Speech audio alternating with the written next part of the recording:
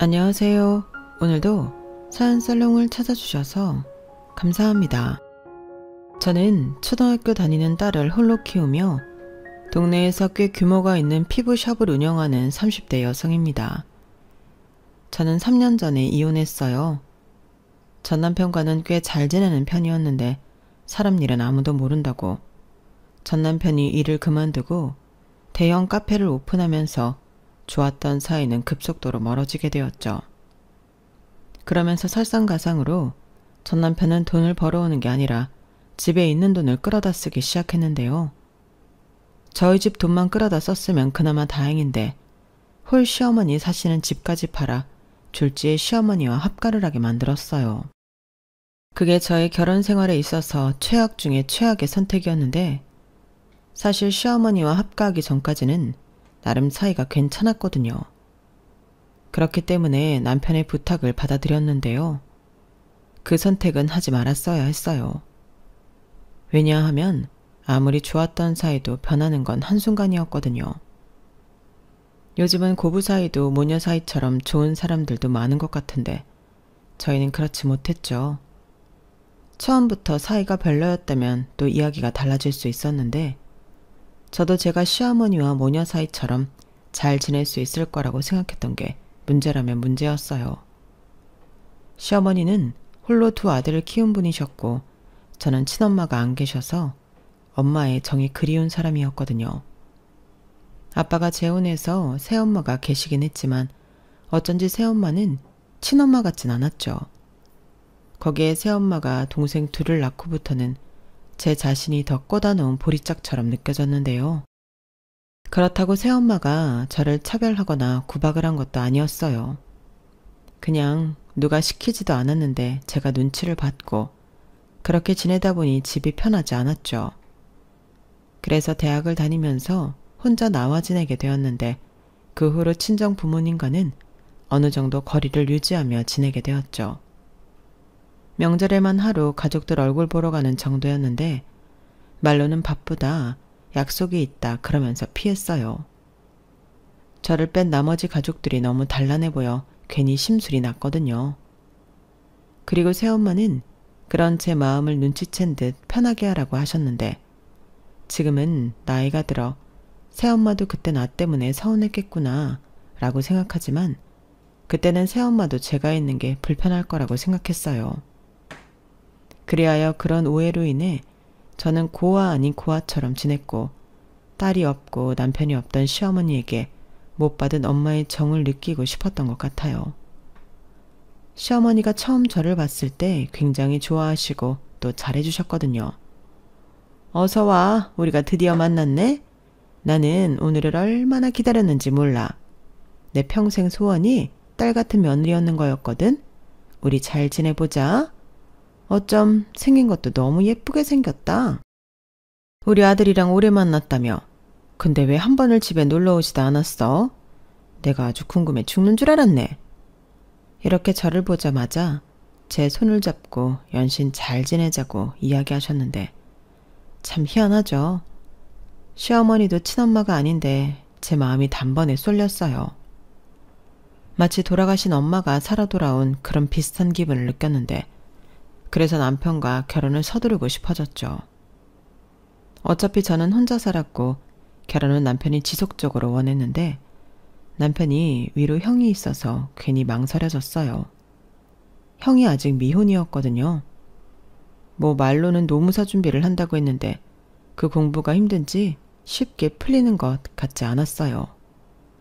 그래서 내심 형도 아직 자리도 못 잡고 장가도 못 갔는데 우리가 먼저 선수를 치는 건 아니라고 생각했는데요. 시어머니의 성화로 인사를 다녀오고 나서 마음이 바뀌었어요. 시어머니가 누가 됐든 빨리 장가를 갔으면 좋겠다고 하셨거든요. 그래서 제가 가진 것과 남편이 가진 것 해서 저희는 결혼식을 올렸고 신혼집은 20평대 전세 아파트로 구했어요. 그리고 기대도 하지 않았는데 친정에서 운수하라고 저에게 1,000만 원을 주셨는데요. 생각지도 못한 큰돈이 생겨 깜짝 놀랐어요. 덕분에 남편은 로또라도 맞은 기분이라며 엄청 좋아했고 저희는 그 덕에 계약했던 것보다 더 좋은 가전제품들을 하게 되었는데 남편이 좋아하니 한심하게 저도 기뻤어요. 제가 사랑하는 사람이 좋아하니 기분이 좋더라고요. 덩달아 시어머니도 좋아하셨는데 마치 꽁돈이 생긴 듯한 기분에 시어머니에게도 금가락지 하나 해드렸네요. 남들은 다 있다는 귀금속이 하나도 없으셨는데 그게 내내 신경이 쓰였거든요. 그렇다고 어들한테 14K나 18K 같은 얇은 반지는 해도 티가 나지 않을 것 같았는데 겸사겸사 잘됐다 생각했죠. 시어머니는 제가 해드린 금가락지에 눈물까지 글썽이며 기뻐하셨어요. 며느리 생긴 것도 당신한테는 선물인데 선물까지 받았다며 평생 저를 당신 딸처럼 여기겠다 저를 꼭 안아주셨는데 저는 그렇게 제 결혼 생활이 행복할 줄 알았네요. 그런데 인생의 먹구름은 순식간이었는데 남편이 무슨 생각인지 회사를 그만뒀다고 하더라고요. 평소 다른 생각이 있던 것도 아니었는데 너무나도 갑작스러운 남편의 퇴사 소식에 저는 당혹감을 감출 수가 없었어요. 참고로 저는 문화센터에서 천연 화장품 및 비누를 만들기 수업을 하는 강사였는데 어릴 때부터 손으로 만드는 걸 좋아해서 택한 직업이었어요. 그리고 제가 어릴 때부터 아토피도 심하고 피부가 예민해서 제가 직접 화장품을 만들기 시작했는데 제 직업은 큰 돈은 못 벌지만 직업 만족도는 100%였죠. 그런데 막상 주수입인 남편이 회사를 그만뒀다고 하니 현실적인 걱정이 되었는데 혼자 살 때는 제 벌이로 어떻게든 살 수 있었지만 둘이 사는데 제 수입으로만 생활한다고 하며 막막했어요. 그런데 남편이 난데없이 창업을 하겠다고 하더군요. 내가 생각해봤는데 다시 취직을 한다고 해도 미래가 불안한 것 같아. 요즘 교회 쪽 대형 카페가 괜찮대. 세금도 적게 내고 수익은 좋고 입소문만 제대로 나면 웬만한 중소기업만큼은 번다고 하던데 나도 이참에 사업을 좀 해봐야겠어. 남편은 갑자기 그렇게 사업 타령을 했어요. 그리고는 무조건 규모가 있는 대형 카페여야 한다고 고집을 부렸는데 젊은 사람들이 찾아와 사진도 찍고 그러려면 조경은 물론이고 인테리어까지 신경을 써야 한다고 했는데 불안한 저와는 다르게 남편의 얼굴은 활기가 가득하더군요. 저기 진짜 할 거야? 요즘 카페들 어렵다고 하던데 신중해야 하는 거 아닐까? 또 교회로 나가면 출퇴근도 한참 걸리잖아. 그러지 말고 우리 시간을 더 갖고 고민해보면 어때? 퇴직금 날리면 어떡해? 아니 애당초 당신 퇴직금으로 가능하겠어? 저는 걱정스럽고 불안한 마음에 남편에게 말했어요.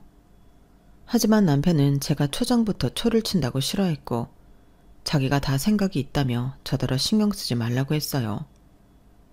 그런데요. 제가 남도 아니고 어떻게 신경을 안 쓸 수가 있겠어요.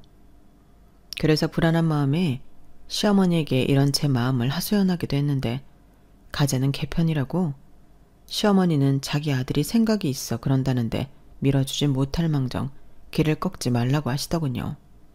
부정탄다고요. 하지만 이내 시어머니도 남편의 사업 때문에 불똥을 맞게 되었는데 돈이 부족한 남편이 시어머니에게 SOS를 친 거예요. 대출을 받으려고 해도 남편이 직업이 없다 보니 액수가 한계가 있었고 시어머니에게 이자 쳐서 갚겠다고 시어머니가 혼자 살고 있는 집을 팔자고 한 모양이었는데 시어머니도 싫다 좋다 말을 하지 못하시더군요. 시어머니한테 재산이라고는 그 집이 유일했는데 말이죠. 아마 그 집을 판다는 게 꽤나 마음에 걸렸을 텐데 그래도 자기 아들이 그거 아니면 안 된다고 간절하게 부탁하니 시어머니도 별 수 없이 그 집을 팔고 저희 집으로 들어오게 되었어요. 당시는 저도 애가 없었기 때문에 돈을 더 벌기 위해 수업도 늘리고 제 나름의 노력을 하고 있었는데 시어머니가 집에 계시니 집안 살림은 시어머니에게 부탁할 수 있어 편하다 생각했죠. 그렇게 힘들게 차린 남편의 카페는 다행히 오픈빨인지 아니면 정말 남편이 상견지명이 있었던 건지 처음부터 장사가 곧잘 되었어요. 그리고 남편이 카페를 차리고 얼마 지나지 않아 저희가 살던 아파트가 전세 계약이 끝났는데 남편이 대뜸 집을 사자고 하더라고요. 솔직히 좋았어요. 이렇게 빨리 우리 집을 사게 될 줄은 몰랐는데 시어머니 말처럼 남편을 믿길 잘했다는 생각이 들었죠. 그러면서 제가 임신하게 되었는데 원래 계획이라면 저희가 이사를 하면서 시어머니에게도 집을 사드리고 분가를 할 예정이었지만 제가 임신했고 또 시어머니랑 제가 그때까진 사이가 괜찮았기 때문에 시어머니의 결정으로 저희는 그냥 쭉 함께 살게 되었어요. 대신 시어머니 집을 팔고 남편이 갖다 쓴 돈은 꾸준히 갚아드리고 있었는데 그 돈은 아주버님 뒷바라지에 고스란히 들어가고 있었죠. 그러던 중 천만다행으로 영영 텄을 것 같았던 아주버님이 노무사 시험에 합격했는데요. 마흔이 가까워져서 된 집안의 경사였어요. 시어머니는 아주 집안의 대통령이라도 나온 것처럼 크게 기뻐하셨고 아주버님도 그동안 자기 뒷바라지 하느라 고생한 시어머니에게 효도하겠다고 합격의 소감을 얘기했는데 그런 훈훈했던 날도 오래가진 않더군요. 노무사가 됐다고 해서 벌이가 아주 크게 늘어나는 건 아니었거든요. 그리고 시험 공부하면서 뭘 그렇게 돈을 썼는지 아주버님은 효도는커녕 자기 빚 갚느라 시어머니는 아주버님 월급에서 10원 하나 구경한 적이 없었는데 그래도 장남이라고 시어머니는 아주머님에게 뭘 못해줘서 안달이었어요. 저는 솔직히 아주버님이 예쁠 건 없었지만 시어머니의 마음을 이해할 수는 있었죠. 잘났든 못났든 시어머니에겐 자식이었으니까요. 그러던 아주버님이 노무사가 되고 꼬박 5년 만에 장가를 가겠다며 저희 집에 형님을 데리고 왔어요. 그때부터는 솔직히 남편의 카페도 예전 같지 않아 힘들었죠. 그리고 돈이 궁해진 남편은 다시금 시어머니에게 돈을 빌리고 싶었지만 시어머니가 갖고 있던 돈도 거의 남아있지 않은 상태였죠. 그런데 저희는 집을 사서 대출금까지 있었으니 생활은 더욱 힘들어졌는데요. 그러니 제 수입으로 저희 가족이 모두 생활하고 있는 꼴이 되었어요. 남편은 가져오는 돈 없이 저에게 매일 나 기름값하게 10만 원만. 자기야, 나 지갑에 10,000원밖에 없어. 카드 주고 가면 안 될까? 이렇게 궁상맞게 돈 타령을 했는데 그 와중에 아주버님이 장가를 가겠다고 하니 솔직히 반갑지 않더군요. 설마 내 아들도 아닌데 아주버님 장가가는 비용도 내가 해드려야 하는 거 아닌가 덜컥 겁이 났거든요. 그런데 다행히 그럴 필요는 없었는데요. 왜냐하면 형님이 돈이 꽤 있다는 것 같았어요. 아주버님이 데리고 온 형님은 아주버님처럼 노무사였는데 아주버님과 다르게 일찍 합격하여 자리를 잡았다고 하더라고요. 다만 이혼 경력이 있는 것만 빼면 아주버님에 비해서 모든 면이 월등했는데 솔직히 이혼을 한번 했었다고 해도 형님 조건이면 굳이 아주버님 같은 사람이랑 결혼하지 않아도 편하게 살 수 있을 텐데 저는 이해가 가지 않았어요. 제가 보기에 아주버님은 생긴 것도 그렇고 성격도 그다지 매력이 있지 않았는데 신기했어요. 하지만 남녀 사이는 둘만 아는 무언가가 또 있는 거니까 형님의 취향을 존중했는데요. 아주버님에게 제가 모르는 매력이 있나 보다 생각했죠. 그리고 시어머니는 형님을 무척 마음에 들어 하셨어요. 저에 비해 전문직 여성이고 또 돈도 많다고 하니 얼굴에 웃음꽃이 피었더라고요. 솔직히 그런 시어머니 태도에 서운하지 않았다면 거짓말이었는데 워낙에 나이 많은 장남을 걱정했던 시어머니의 마음을 잘 알고 있었기에 저는 서운한 티를 내지 않으려 노력했어요. 제 미래도 모르고 말이죠. 시어머니는 맏며느리가 생기고부터 완전히 다른 사람이 되었어요. 그동안 저랑 살면서 그다지 잔소리를 하는 법이 없으셨는데 그때부터는 불만이 참 많으시더라고요. 예, 내가 말을 안 하려고 했는데 냉장고 청소 좀 해라. 너는 어떻게 된 애가 살림을 죄다 나한테 맡기려고 하니? 나도 힘들어. 화장실도 그래. 네가 쪼그리고 앉아서 솔질하려면 허리랑 무릎이 얼마나 아픈 줄 아니? 어떻게 된 애가 내가 말을 안 하면 영 몰라. 네? 죄송해요. 제가 주말에 할게요. 무슨 이깟 걸 주말씩이나 기다리라고 하니? 그냥 오늘 당장 해. 너 오늘 수업도 없어서 출근도 안 하잖아. 그게 수업 준비랑 재료 준비를 해야 해서요. 그럼 이따 저녁에 할게요. 저는 정말 어머니 힘드신 줄은 몰랐어요. 솔직히 별로 더럽다고 생각도 못했고요. 워낙에 어머님이 잘해주시니까. 그래, 너는 그게 문제야. 세상에 거저대는 게 있니? 내가 얼마나 고생하는지 구차하게 내가 내 입으로 해야 아는 거야? 그렇다고 큰애처럼 용돈을 턱턱 주는 것도 아니면서. 이렇게 시어머니는 점점 저에 대해 악감정이 늘어나셨고 그에 반면 형님만 예뻐하셨는데 그땐 저도 사람인지라 기분이 나빴어요.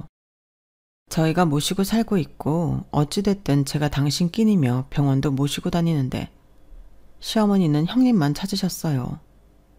그렇다고 형님이 시어머니에게 잘하는 것도 아니었는데 시어머니는 돈 많은 형님이 제일이라고 생각하셨어요.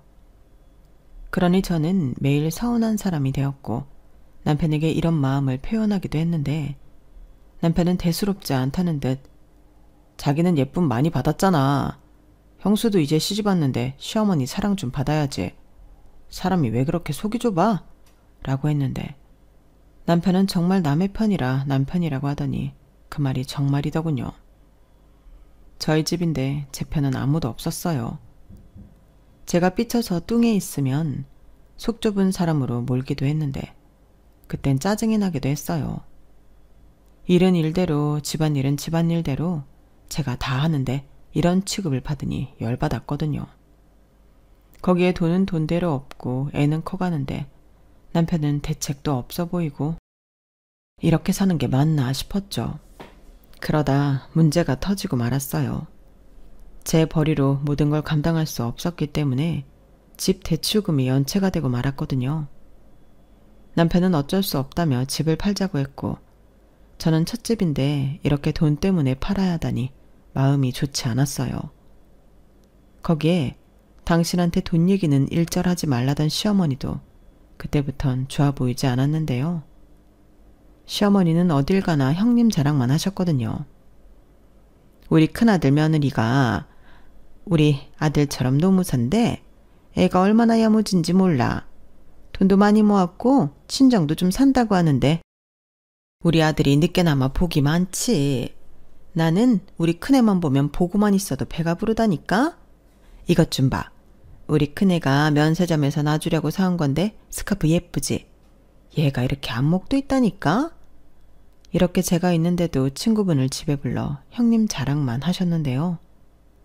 저도 수업 다녀오면서 시어머니한테 옷이며 화장품 등 많이 사다 드렸는데 친구분에게 자랑하는 꼴을 본 적은 없었어요.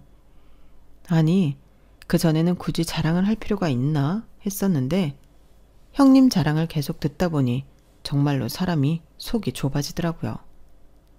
우리 어머니는 어디 가서 내 자랑은 하고 다니실까? 우리가 이렇게 힘든데 어쩜 어머니는 딴 세상에 사는 것처럼 구실까? 저도 섭섭하다 못해 불만만 쌓여갔는데 그렇잖아요. 남편은 남편대로 돈돈돈 거리지.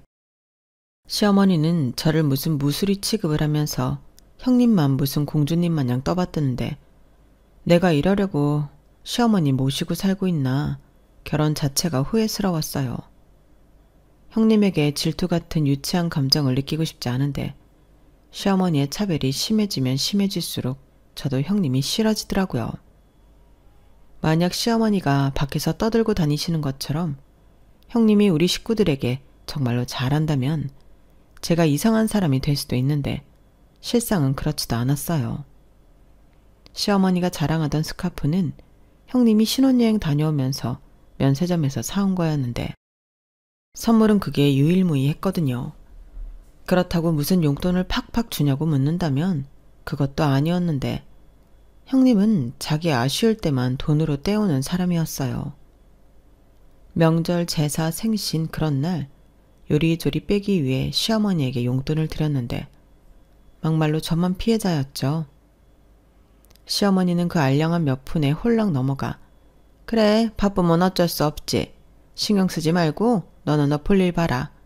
나 그렇게 꽉 막힌 시어머니 아니야? 이렇게 말하며 자기가 무슨 속이 아주 태평양 같은 사람인 듯 말씀하셨는데 그럼 저만 일거리가 늘어났어요. 왜냐하면 음식 좀 넉넉히 해라. 갈비랑 산적 같은 건 특히 많이 해. 큰애 집에 보내주게. 알겠니?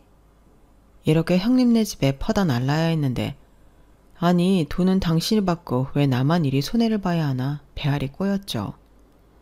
그리고 설마설마 하던 집을 결국엔 팔기로 했는데요. 저는 집을 팔기보다 카페를 정리하길 원했어요.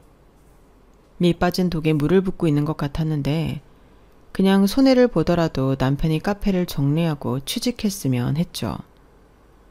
하지만 남편은 이제와 갈 회사도 없다며 가게가 조금만 잘 되면 그냥 받고 팔 생각이라고 했는데 저런 외진 곳에 대형 카페를 누가 살까? 권리금은 무슨? 저는 한숨만 들어갔어요. 그래도 집만큼은 팔고 싶지 않았는데 그러던 중 친정에서 연락이 왔죠. 은정아, 엄마야, 잘 지내고 있니? 도통 연락이 없어서 엄마가 한번 연락해 봤어. 아, 엄마, 저는 뭐 잘 지내고 있어요. 엄마도 잘 지내고 계시죠? 그럼 아빠도 잘 지내고 동생들도 잘 지낸다. 우리 하영이 얼굴 까먹을 것 같은데 언제 한번 집에 놀러와. 왜 도통 집에 오질 않니? 그게 요즘 바빴어요. 그래? 바쁘면 좋은 거지. 이서방 카페는 계속 잘 되고 있고? 네, 잘 되고 있어요. 엄마, 제가 지금 하던 일이 있어서 다음에 다시 통화하면 안 될까요? 그래. 엄마가 방해했구나. 미안하다. 그럼 꼭 연락해라. 엄마는 제가 도통 연락도 잘하지 않고 집에도 놀러를 오지 않는다며 걱정하시는 듯 보였어요. 그리고 상황이 상황인지라 저도 좋은 마음으로 친정에 연락할 수가 없었는데 그렇다고 새엄마한테 신세한탄을 하고 싶진 않더라고요. 물론 푼돈이라도 빌리고 싶은 마음이 저기 언저리에 있긴 했는데 도무지 입이 떨어지지 않았어요. 딸이라고 곁도 주지 않으면서 힘들다고 돈 얘기나 한다고 생각할 것 같아서 염치가 없다 생각할 것 같더라고요. 그런데 그때는 새엄마가 무슨 촉이 왔던 건지 같은 날 저녁 아빠한테 다시 연락이 왔어요. 타이밍도 좋게 남편과 돈 때문에 다투고 있을 때였는데 장인이 전화를 하자 남편은 잔뜩 성을 내더니 집 밖으로 신경질을 내며 나가버렸죠. 그러니 제 목소리가 평소 같지 않았을 테고 친정아빠는 무슨 일이 있냐고 물어보셨는데 아빠가 그러셨어요. 아니, 네 엄마가 낮에 너랑 통화를 했는데 네 목소리가 영 그렇다는 거야. 그래서 아빠도 걱정이 돼서 전화를 해봤지. 혹시 무슨 일 있니? 참 희한하죠. 저는 그때도 아무 일 없다고 잡아떼고 싶었는데 이미 제 목소리는 그런 거짓말을 할 수 있는 상황이 아니었어요. 일단 무슨 말을 하려고 하면 울컥울컥 목이 메었는데 그냥 그때는 우는 목소리로 친정아빠한테 힘들다고 말해버렸네요. 그러자 제가 진정될 때까지 한참을 기다린 아빠가 무슨 일인지 물어봤고 저는 속이라도 후련해지고 싶어 미주알 고주알 남편의 카페에서 까먹고 있는 돈에 말했어요. 그래서 이서방은 집을 팔아서 계속 그 카페를 하겠다는 거야? 지금 당장 자기가 어딜 가냐고. 자기는 카페에 들어간 돈도 많고 포기할 수 없대. 장사가 좀 잘 되면 그때는 관리금 받고 털고 나와서 새로운 걸 해보고 싶다는데 나는 진짜 이제 그 사람이 사업은 하지 않았으면 좋겠어. 에휴, 사람 그렇게 안 봤는데 무슨 고집이 그렇게 세다니? 아무래도 이서방 회사 그만둘 때 무슨 일이 있었나 보다. 세상 제일 편한 게 월급쟁인데 갈 데가 없다는 거 봐서는 이서방도 말 못한 일이 있는 것 같아. 몰라, 그러거나 말거나.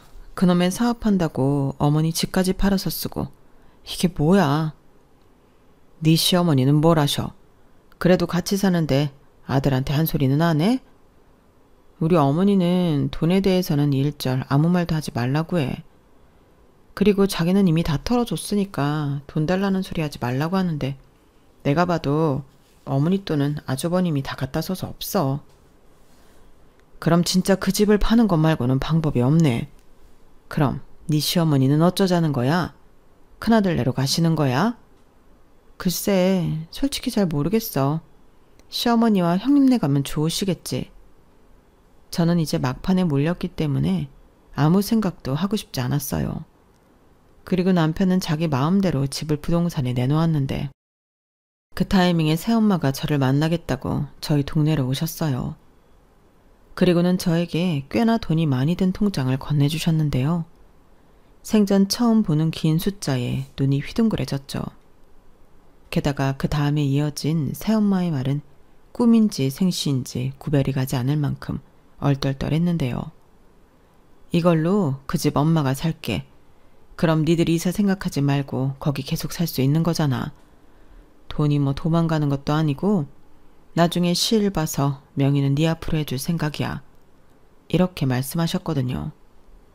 저는 새엄마에게 무슨 돈이 이렇게나 많냐고 물었어요.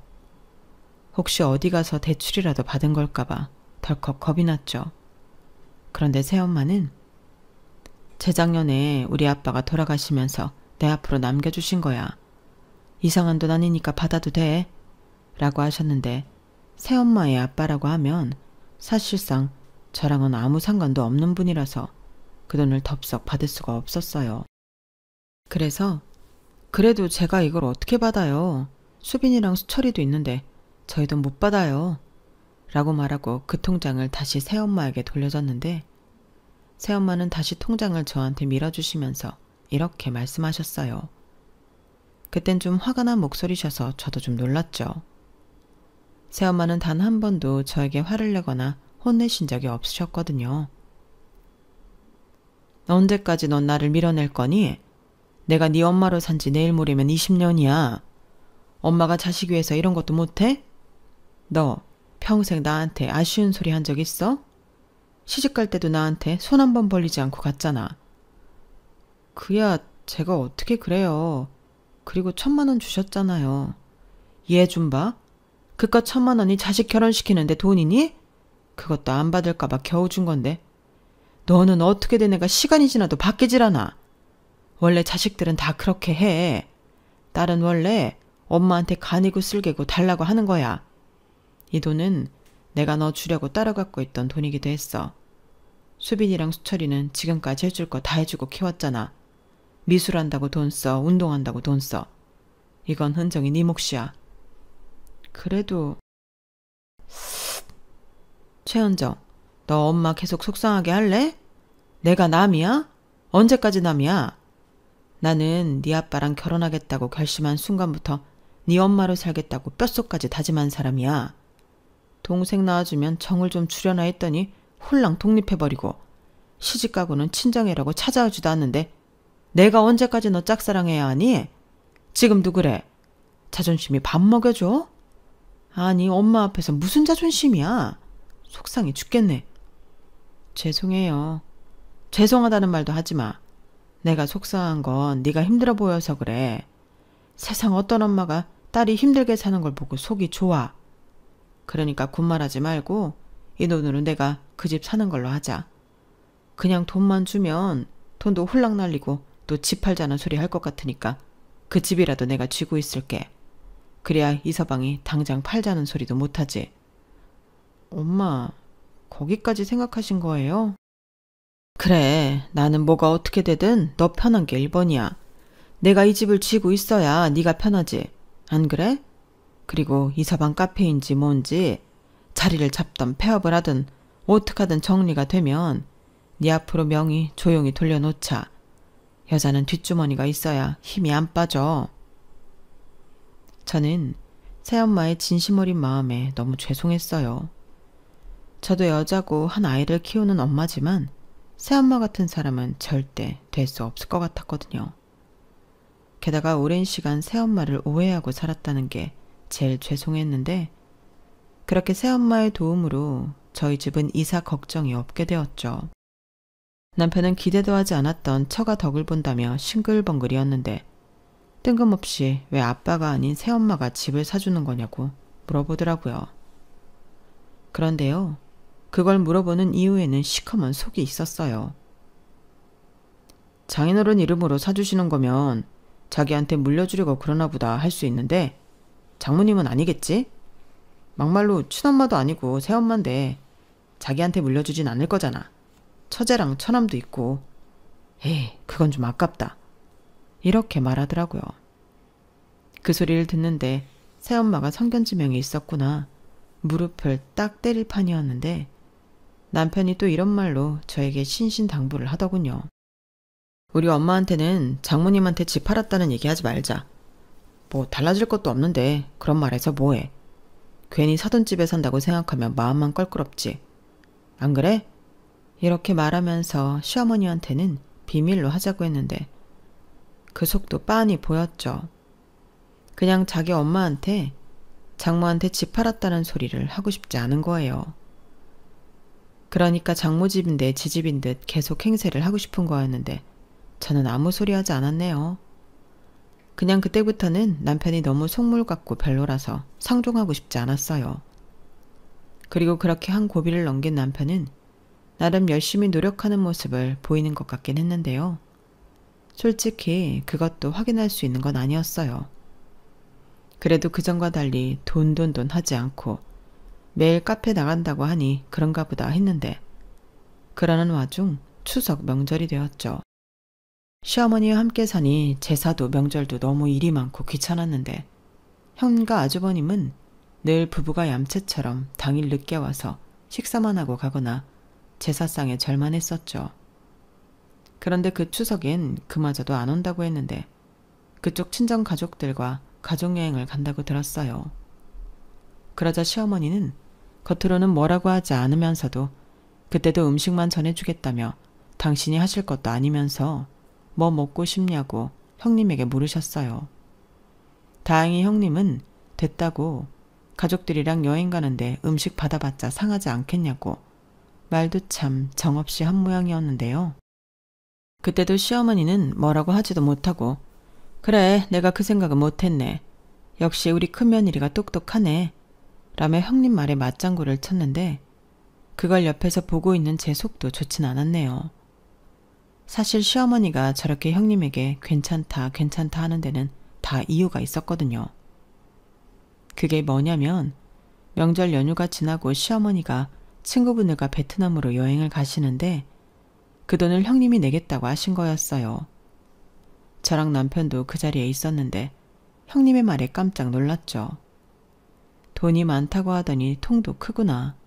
저는 내심 속으로 그런 생각을 했었는데 형님은 진짜 웃긴 사람이었어요.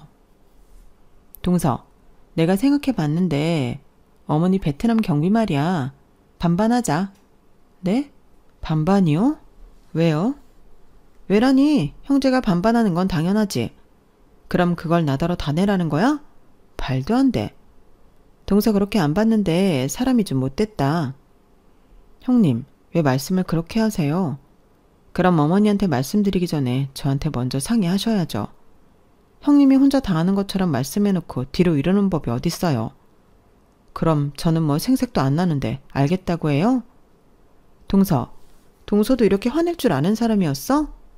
나는 사람이 하도 물렀길래 화낼 줄 모르는 사람인 줄 알았는데. 근데 나도 좀 억울한 게 나도 그때 들었잖아. 당시 내 마음은 순수했어. 그리고 잘 생각해봐. 내가 언제 나 혼자 다 내겠다고 그랬어?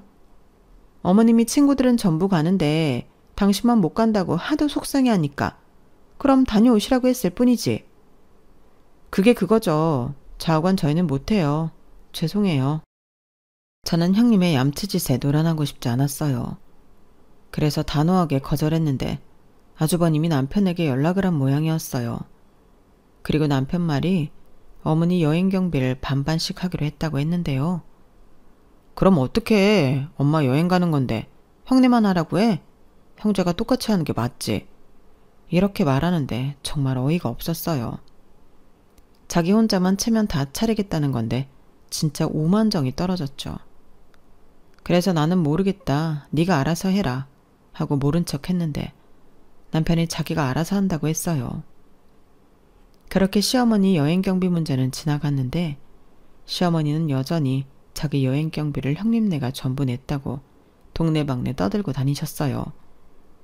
유치한 거 알지만 보다 못한 채가 저희도 반 냈다고 말씀드렸는데 제 말은 듣는 둥 마는 둥 하시더라고요. 심지어 형님은 그 돈 내고 편하게 명절 연휴에 빠져서 친정 식구랑 여행 가는데 저는 명절 음식도 하는 꼴이잖아요.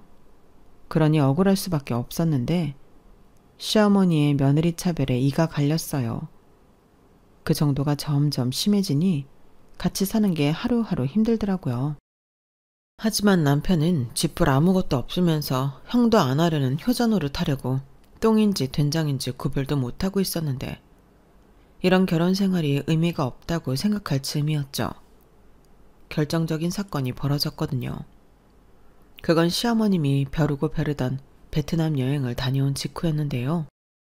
이런 말 좀 뭐하지만 시어머니가 안 계신 4박 5일이 저에겐 전에 없던 천국과도 같았어요.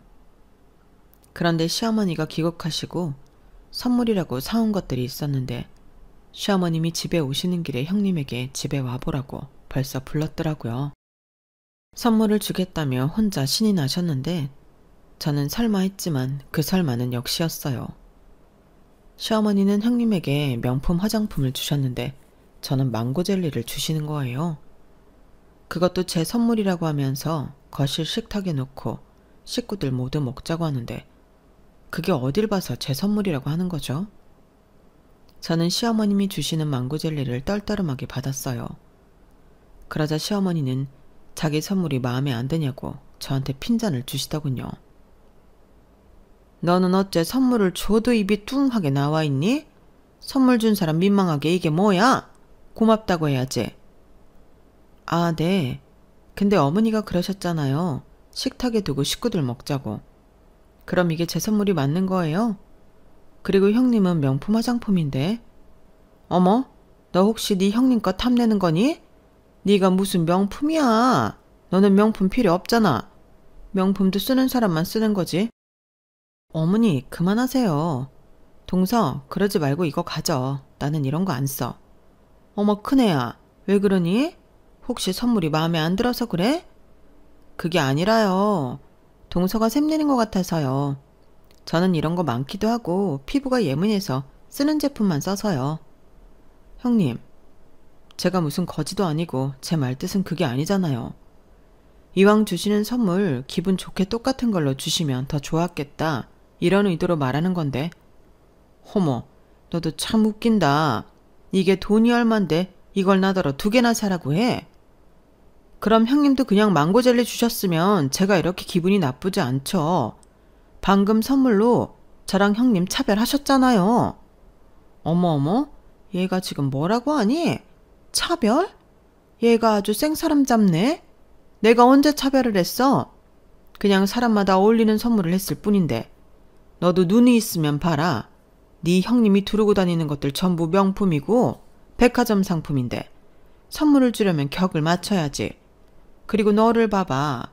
너는 옷을 사도 홈쇼핑에서 매일 세일하는 거 사고 먹는 거 좋아하잖아. 비눈지 뭔지 만들면서 하루 종일 입에 오물오물 거리고 있길래 망고 젤리 사줬는데 무슨 이게 차별이야. 어머니, 그런 말이 저는 기분 나쁘다고요. 저도 명품 바를 줄 알고 입고 들 줄 알아요. 막말로 제가 왜 이렇게 사는데요? 그리고 이런 말까지는 저도 안 하려고 했는데 어머니 모시고 사는 며느리는 형님이 아니라 저예요. 명절이다 제사다 음식하는 것도 저고 어머니 힘드시고 아쉬울 때 옆에 있는 사람도 저였다고요. 그런데 어떻게 저한테 이러실 수 있어요? 나 참네. 별 그지 같은 소리를 다 듣네. 네가 지금 그딴 걸로 나한테 생색을 내겠다 이거냐? 누가 들으면 내가 니들 집에서 호사를 누리고 사는 줄 알겠다. 그리고 여기가 네 집이냐? 내 아들 집이야. 내가 내 아들 집에서 우리 아들이 벌어놓은 돈으로 먹고 사는데 네가 뭔데 생색이야? 싫으면 관둬. 너는 이런 젤리도 아깝다. 시어머니는 제가 아주 괘씸하다며 당신이 사온 망고 젤리를 낚아채 가셨어요. 그리고 시어머니의 말에 상처를 받은 저는 더는 참고 싶지 않았는데요. 그 길로 일어나 아직 채 풀지도 않은 시어머니 캐리어를 그대로 현관 밖으로 던져버렸어요. 그러자 시어머니와 형님이 깜짝 놀랐는데 어머님이 저더러 뭐 하는 짓이냐고 소리를 지르셨어요. 그래서 저도 망설임 없이 말했는데 더는 한 집에 같이 못 살겠다고 말해버렸죠. 그러자 시어머님이 당황해하며 더는 못 참겠다는 얼굴로 저에게 달려들었는데 형님이 와서 말렸어요. 동서, 지금 뭐 하는 거야? 어쩌자고 일을 이렇게 키워? 빨리 사과드려. 형님은 성난 사자 같은 시어머니를 말리며 저에게 빨리 사과하라고 말했는데 저는 그러기 싫었어요. 제가 왜 사과를 드려요? 저도 참을 만큼 참았어요. 어머니도 저랑 이 집에 사는 거 싫으신 것 같은데 이참에 나가세요. 뭐야? 너 지금 나더러 나가라고 했냐? 네가 뭔데 나더러 나가라 말아야. 여기 내 아들 집이야. 아니요, 여기 우리 엄마 집이에요. 어머니 아들이 그 망할 카페 때문에 집 판다고 했잖아요. 그때 집 산 사람이 바로 저희 엄마세요. 못 믿겠으면 뭐 전화라도 해서 확인시켜 드릴까요? 아님 등기부 등본이라도 떼서 보여드려요? 뭐라고? 이 집이 니네 엄마 집이라고? 말도 안 되는 소리를 한다. 네가 엄마가 어딨니?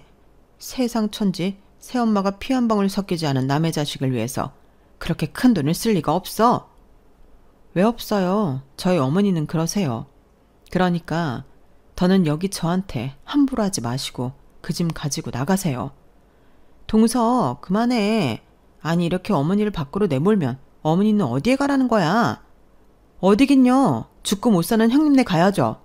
뭐? 우리 집? 동서 미쳤어? 왜 여기서 갑자기 우리 집 타령을 해? 형님이 맏며느리 아니에요? 그리고 며느리가 둘인데 왜 저만 시어머니를 모셔요? 형님이 그랬잖아요. 어머님 베트남 경비 낼 때 형제가 똑같이 해야 하지 않냐고요. 이것도 마찬가지죠. 저희 그때 경비 반 냈잖아요. 그러니 이젠 형님도 어머니 모시고 살아봐요. 기가 막혀. 동서, 지금 그게 말이 되는 소리야? 왜요? 뭐가 말이 안 되는데요? 왜 형님만 요리조리 피해 다녀요? 음식하는 것도 그렇고 귀찮고 손 많이 가는 일은 전부 저한테 미루시잖아요. 제가 만만해 보이세요? 얘가 미쳐도 단단히 미쳤네. 너 무슨 로또라도 맞았냐? 눈에 뵈는 게 없어? 네가 나 내쫓으면 우리 아들이 가만히 있을 것 같아? 가만히 안 있으면요. 아니다. 이참에 그 아들도 같이 보내드릴게요. 저 어머니 아들 필요 없어요. 이혼할 거예요. 뭐야? 동서, 시끄럽게 굴지 말고 다 내 집에서 나가요. 저는 어디서 그런 괴력이 나왔는지 시어머니와 형님을 밀쳐서 밖으로 내보냈어요. 그리고 부족히도 야무지게 잠갔는데 거실에 시어머니가 사들고 온 반갑지 않은 물건들이 있더라고요. 그래서 그것도 전부 챙겨 순간적으로 현관문을 열고 다 던져버렸는데 현관문 밖에서 시어머니의 야! 하고 고함 지르는 소리가 울려 퍼지더군요. 덕분에 옆집에 옆집까지 문 열리는 소리가 들렸는데 모르긴 몰라도 두 사람 많이 창피했을 겁니다. 남의 이목을 많이 의식하는 사람들이니까요. 그리고 그날 저녁 제 예상대로 남편이 잔뜩 화가 나서 들어왔는데 대뜸 저한테 삿대질을 하며 소리를 지르더군요. 네가 우리 엄마 집에서 쫓아냈어? 이 집 장모님 집이라고 했다며. 틀린 말 아니잖아. 그리고 생각해보니까 왜 우리만 어머님을 모시고 살아? 전에는 어머니 집 한 돈으로 자기가 사업했으니까 그랬는데 그 돈 다 갚았잖아. 심지어 그 돈 도로 갖다 쓴 사람은 아주버님인데 그럼 형님네 가서 사셔야지. 너 미쳤어? 아니, 지극히 정상이야. 오히려 그런 취급을 받고 가만히 있으면 그게 등신이지. 자기도 알고 있었잖아. 어머님이 나랑 형님 대놓고 차별하고 나한테 함부로 한 거. 나도 참을 만큼 참았어. 더는 못 참아. 그래서 뭐 진짜 이혼이라도 하겠다고? 더 뭐 믿고 그러냐? 이 집 믿고 그러는 거야? 야, 착각하지 마. 이 집 니네 엄마가 너 줄 것 같아? 줄 것 같았으면 진작에 명의도 네 앞으로 해줬지. 좋은 말 할 때 우리 엄마한테 빌고 다시 모시고 와라. 미친놈. 내가 네가 시키면 그대로 할 것 같냐? 꿈 깨. 너도 나가. 뭐? 너도 나가? 이게 진짜 어디서 뭘 잘못 먹었나? 네가 그러면 뭐 내가 쫄 줄 알았어? 그래, 나간다. 어디 너도 닭 쫓던 개 지붕 쳐다본다고. 네 새엄마 믿고 까불다 빈털털이 대봐. 당장 이혼해. 그리고 똑똑히 들어. 무르기 없기다. 누가 할 소리. 나도 바라는 바야. 저는 어차피 각오하고 있었기 때문에 오히려 잘 됐다고 생각했어요. 그리고 남편은 저더러 후회할 거라며 자기 짐을 싸서 집을 나갔는데 덕분에 이혼은 수월했죠. 시어머니가 코치를 해줬는지 아이도 데려오지 말라고 했더라고요. 그래서 친권 양육권 전부 제가 다 가져올 수 있었고 양육비 100만 원씩 매달 받기로 했는데 남편은 재산이 없으니 재산 분할할 것도 없다고 주장을 했어요. 그래서 저는 우리 재산이 전부 카페에 들어갔으니 카페 수익 배분을 달라 했는데요. 그러자 남편은 저더러 뻔뻔하다고 하는 거 있죠. 저는 싫으면 소송하겠다고 했습니다. 그러자 하루 만에 남편의 태도가 바뀌었는데 저한테 잘못했다고 빌더라고요. 자기가 한쪽 말만 듣고 흥분했다며 마음에도 없는 사과를 하는데 저한테 돈 주는 게 어지간히 싫었는 모양이었어요. 그게 다 보이더라고요. 그래서 저는 협의 이혼과 별개로 그 부분은 끝까지 밀어붙였어요. 알아보니 법으로 할 수 있는 것도 많아 친절하게 설명도 해줬더니 남편도 아무 말 하지 못했죠. 그리고 제가 이혼하게 된 사실을 알게 된 친정 부모님은 발벗고 제 이혼을 도우셨는데 그때 새엄마가 남편을 찾아가 그 카페를 뒤집어 엎고 왔다는 사실을 뒤늦게 알았죠. 카페 CCTV를 보니 화면 속에는 영락없는 자기 딸 위에 열불을 토하고 있는 엄마의 모습이 있었어요. 감히 내 딸을 그런 취급을 받고 살게 해? 네가 그러고도 남편이고 사내놈이냐? 너 같은 놈은 애당초 결혼을 하면 안 되는 거지. 네가 책임감이 있어, 능력이 있어? 어디 눈에 넣어도 아프지 않을 내 딸을 데려가 그렇게 살게 해? 너 당장 안 나와? 너 오늘 내 손에 죽었어. 카페 같은 소리 안에 확 까서 패버릴까 보다. 그날 소동은 경찰이 출동하고 나서야 끝이 났다고 아빠가 설명해줬는데 저는 마음속에서 무언가 울컥하며 올라와 새엄마를 안았어요.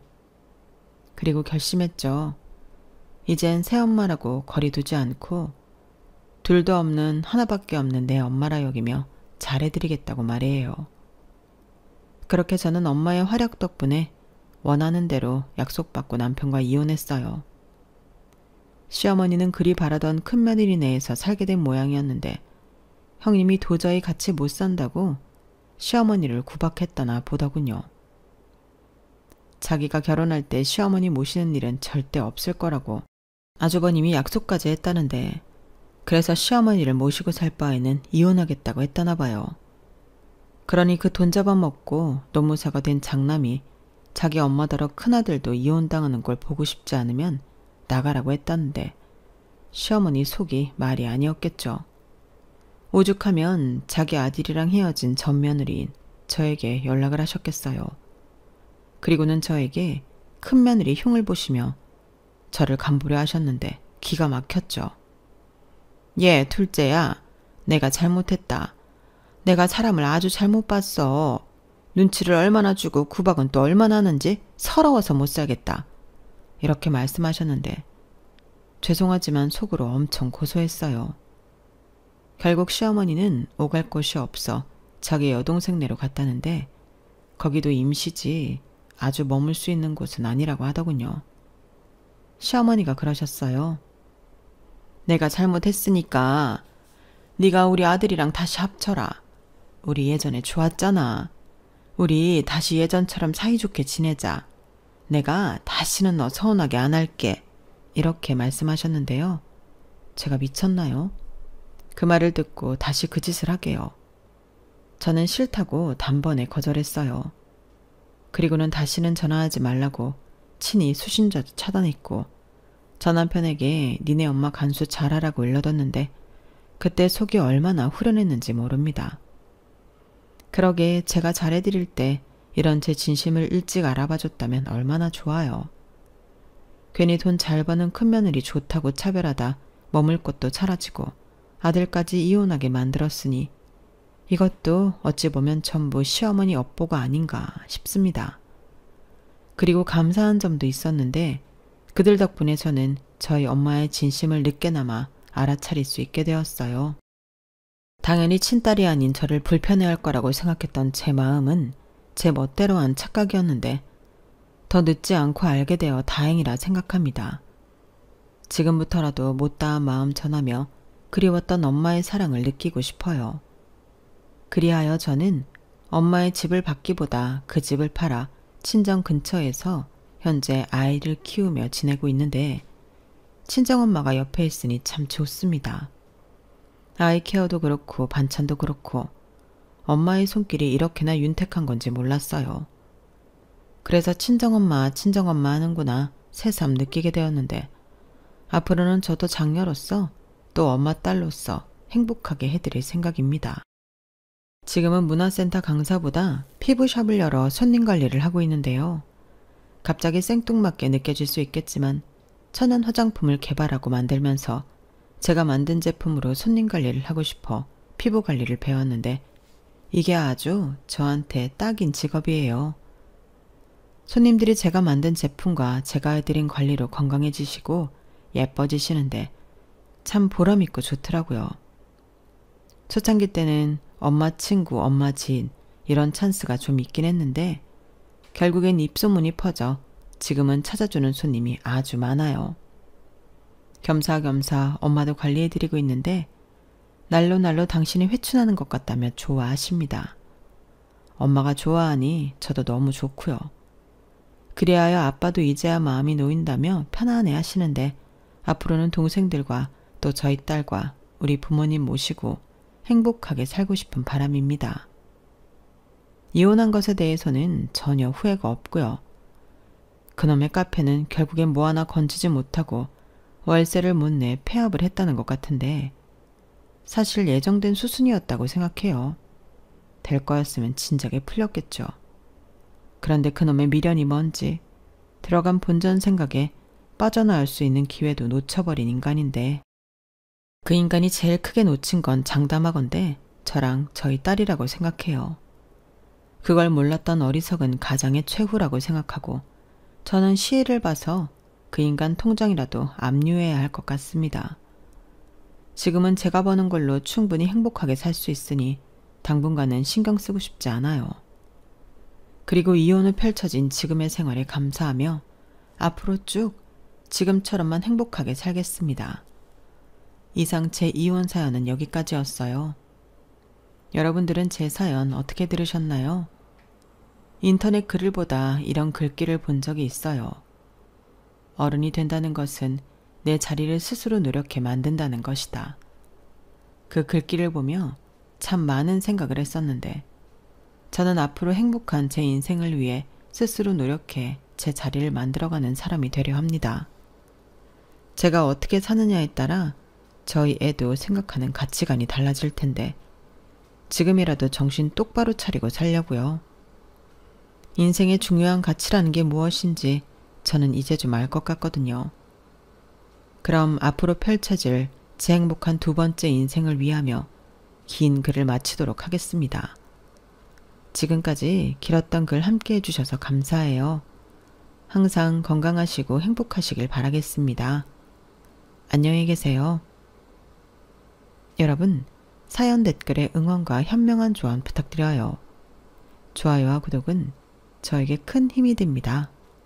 오늘도 좋은 일 가득하세요.